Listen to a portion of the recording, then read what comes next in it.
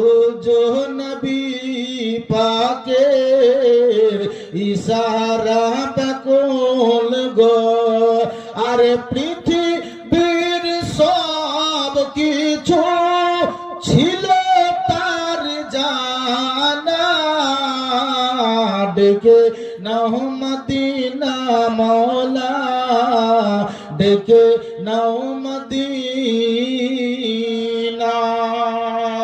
নবী বললেন, শোনো, মসজিদের নিকটে বাস করার জন্য জান্নাতি যেমন হওয়া খুবই সহজ, ঠিক তেমনি মসজিদের নিকটে বাস করতে গিয়ে জাহান্নামী হওয়াটাও তেমনি সহজ। কাইফা ইয়া রাসূলুল্লাহ, নবী গো কেমন করে একটু বুঝিয়ে দেন। নবী আমার নবুয়াতি জবানে এটাই বললেন, মসজিদের নিকটে বাস করতে গিয়ে, মসজিদের নিকটে বাস করতে গিয়ে মসজিদের হক যদি আদায় করতে না পারো, মসজিদের হক আদায় না করার কারণেই তোমাকে জাহান্নামী হতে হবে। মসজিদের হক কেমন? একটা হচ্ছে হুকুকুল ইবাদ আর একটা হচ্ছে হুকুকুল্লাহ। নবী বললেন, মসজিদের হক যদি তুমি আদায় করতে না পারো, তুমি গুনাহগার হবা, আল্লাহ তোমাকে মাফ করবে না। নবী গো,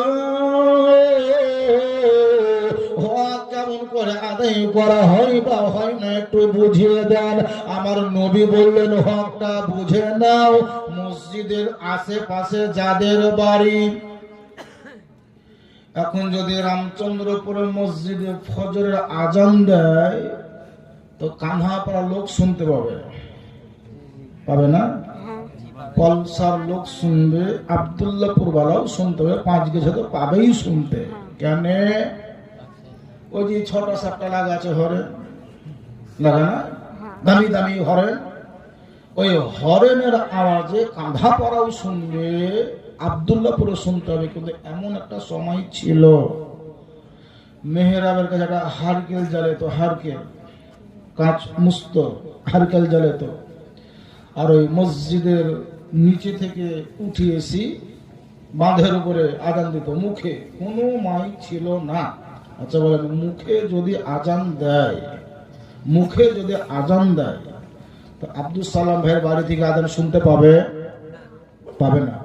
কিন্তু আব্দুল খালেক মিস্ত্রি শুনতে পাবে না, হাবিবুরের বাড়ির লোক শুনতে পাবে, কিন্তু আব্দুল সালামের বাড়ির লোক শুনতে পাবে না।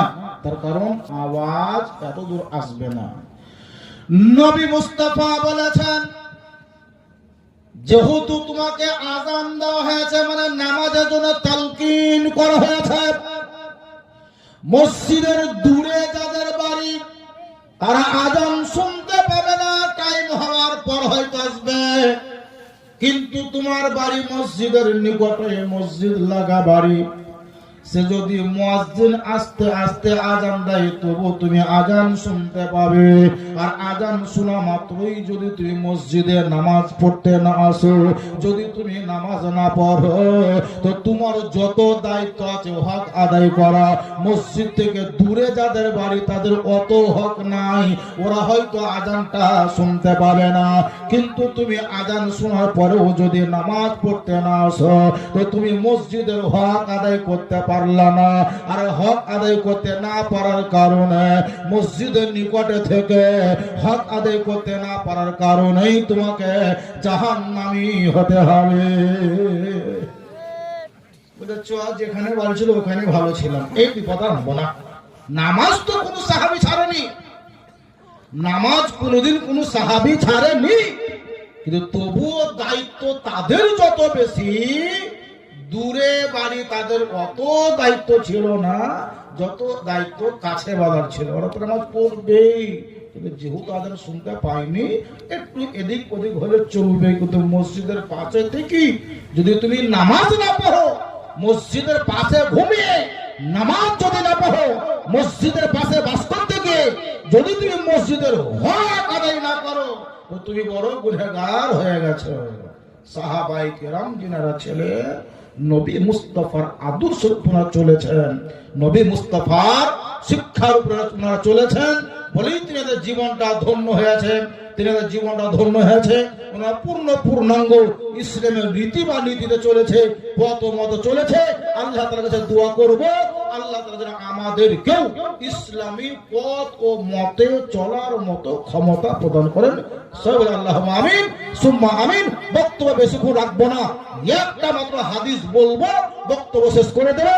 তারা যে সবাই মিলে জোরে সোরে ভক্তি ভরে ঢুলু ঢুলু ভাবকে বর্জন করে দিয়ে অলসতা দূর করার কারণে শয়তান যেন ছুটে চলে যায়, এই আশাতে নেকি বাবার ভরসাতে আর একবার দরুদ শরীফ পাঠ করেন। আল্লাহুম্মা